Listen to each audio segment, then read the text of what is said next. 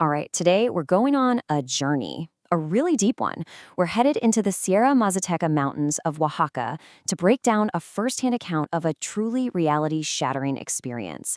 It's a story all about consciousness, a sacred plant with some ferocious power, and what happens when those two collide. So, right out of the gate, we get this stark warning from a Mazatec shaman just before the ceremony begins. Yeah, this isn't going to be some gentle, feel-good trip. This is a heads up that you're about to be fundamentally taken apart. The stakes are set as high as they can possibly go from the very first moment.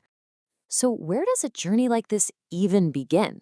Well, like any great story, it starts with a hero who is lost. Not just lost in the woods, but lost in their own life. And they're just about to step into a world they know absolutely nothing about.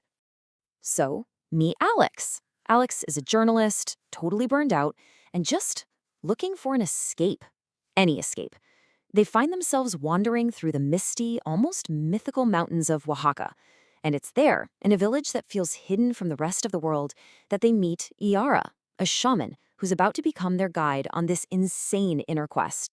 Now, every quest has its key, right? That one object that unlocks the whole journey. In this story, though, it's not a sword or some ancient map. Nope, it's a sacred plant, and it holds the power to change literally everything. Iara, the shaman, introduces Alex to this plant. It's called Ska María Pastora, which translates to the diviner's sage. You might know it by its scientific name, Salvia divinorum. According to the account, this isn't just some interesting piece of botany.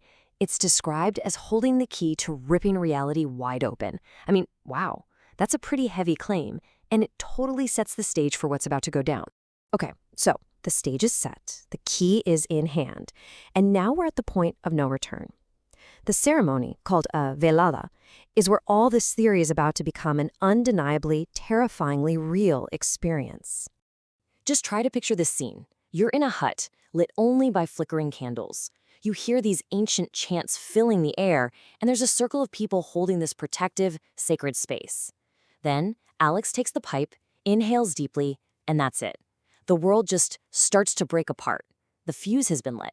And this, right here, is the heart of it all. An experience that, on a clock, lasts only a handful of minutes, but inside the mind, it stretches into what feels like a literal eternity. This is where the fabric of reality doesn't just bend. It completely unravels. Yeah, there's no easing into this one. The source describes it as just boom, an instant shatter. 1 second, Alex is sitting in a hut in Oaxaca. The very next, the entire concept of reality is just gone. It's immediate and it's total. So the physical world, it just completely falls apart. Alex's own body is described as unzipping itself. Their skin peels away into these infinite fractal layers. The walls of the hut are breathing and folding like origami, and the floor becomes a conveyor belt, literally dragging Alex sideways through different dimensions. It's a complete collapse of everything you think is real. And then, right in the middle of all this chaos, an entity appears. This is her, the Shepherdess, the one the shaman warned them about. And this is where things get, well, literally impossible to wrap your head around. The Shepherdess isn't just a person. She's this towering figure made of swirling galaxies. And her sheep? They're not even sheep. They're countless tiny versions of Alex's own past selves. Gravity just flips, sending Alex tumbling through hyperspace. Memories warp into bizarre living cartoons. It is a total dismantling of personal history and the laws of physics. But here's what's so wild. This whole thing isn't just one note. It's this total paradox happening at the same time. On one hand, there's this absolute terror of feeling like a 2D character stuck in a comic book, your life being drawn and erased by some invisible hand. But on the other hand, there's this profound, blissful feeling of being completely merged with the universe, feeling every single leaf in the forest like it's one of your own nerve endings. And all of this leads to what's known as ego death. And the way it's described, it hits like an absolute freight train. That feeling of the sense of being a separate person named Alex, is just gone, obliterated. All that's left is the mountain, the mist, the universe itself, with no one there to observe it.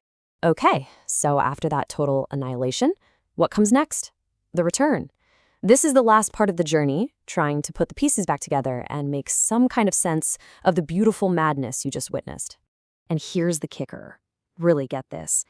That entire epic, universe-spanning ordeal, the cosmic shepherdess, the unraveling body, the death of the self, what felt like 1,000 years, all of it happened in just 15 minutes. 15! The gap between the time you feel and the time on the clock is just staggering. The comeback is just as sudden as the takeoff. It's like the ride just slams to a halt. Alex gasps, suddenly back in their body, and is hit with this tidal wave of emotion, laughing and crying all at the same time. And the one feeling that cuts through it all is the sensation of being completely, utterly reborn. And what does Iara, the shaman, have to say about all this? Her interpretation is just fascinating. She doesn't try to explain it away or rationalize it. Instead, she validates the whole crazy experience. She's basically saying, that wasn't fake. You just got a peek behind the curtain at how wild things really are. It wasn't a dream to be dismissed. It was a glimpse of something real. So, in the end, Alex doesn't come down from the mountain with some neat, tidy answer to everything. What they do leave with is something else entirely. This profound, almost terrifying respect for the sheer, ferocious power of the diviner's sage.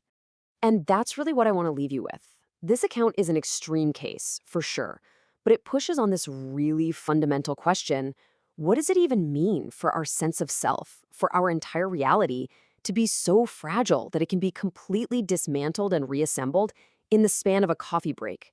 What does that tell us about the world we think we know so well?